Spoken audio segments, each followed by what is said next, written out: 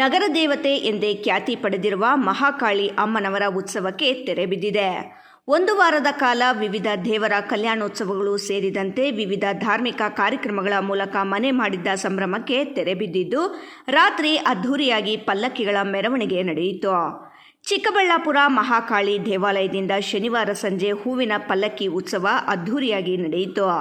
ಮಹಾಕಾಳಿ ಅಮ್ಮ ರುಕ್ಮಿಣಿ ಸತ್ಯಭಾಮ ಸಮೇತ ವೇಣುಗೋಪಾಲ ಸ್ವಾಮಿ, ಭೂನೀಳ ಸಮೇತ ಶ್ರೀನಿವಾಸ ಸ್ವಾಮಿ, ಲಕ್ಷ್ಮೀ ನರಸಿಂಹಸ್ವಾಮಿ, ವಲ್ಲಿ ದೇವಸೇನಾ ಸಮೇತ ಸುಬ್ರಹ್ಮಣ್ಯ ಸ್ವಾಮಿ ಮೂರ್ತಿಗಳನ್ನು ಪಲ್ಲಕ್ಕಿಯಲ್ಲಿ ಕೂರಿಸಿ ಮೆರವಣಿಗೆ ಮಾಡಲಾಯಿತು.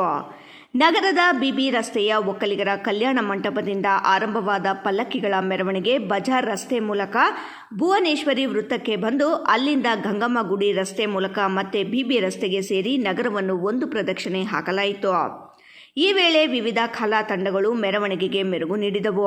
ಕಳೆದ ಒಂದು ವಾರದಿಂದ ದೇವರಿಗೆ ವಿಶೇಷ ಅಲಂಕಾರ, ಪೂಜೆಗಳ ಜೊತೆಗೆ ವಿವಿಧ ಬಗೆಯ ತಿಂಡಿಗಳ ಮೂಲಕ ಮನೆ ಮಾಡಿದ್ದ ಸಂಭ್ರಮಕ್ಕೆ ತೆರೆ ಎಳೆಯಲಾಯಿತು.